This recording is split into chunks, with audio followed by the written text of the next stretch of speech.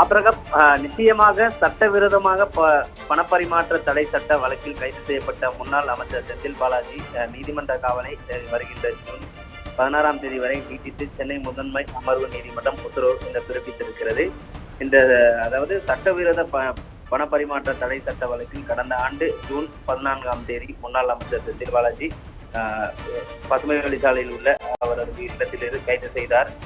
அவரது ஜாமீன் மனுக்களை சென்னை முதன்மை அமர்வு நீதிமன்றம், சென்னை உயர் நீதிமன்றம் ஆகியோர் இரண்டுமே தள்ளுபடி செய்துள்ளன. இந்த சூழலில் தற்போது செந்தில் பாலாஜி ஜாமீன் கோரி தாக்கல் செய்த மனு வருகின்ற 22ஆம் தேதி உச்ச நீதிமன்றத்தில் விசாரணைக்கு வர உள்ளது என்று இன்றைய தினம் குறிப்பிட்டிருந்த நிலையில புழல் சிறையில் அடைக்கப்பட்டுள்ள செந்தில் பாலாஜியின் நீதிமன்ற காவல் இன்றுடன் முடிவடைந்த நிலை. இதனால் புழல் சிறையிலிருந்து காணொலி காட்சி வாயில் மூலமாக சென்னை முதன்மை அமர்வு நீதிமன்றம் அள்ளி முன்பாக ஆஜர்படுத்தப்பட்ட நிலையில் செந்தில் பாலாஜியின் நீதிமன்ற காவலை ஜூலை 16ஆம் தேதி வரை நீதிபதி அள்ளி உத்தரவு பிறப்பித்திருக்கிறார்.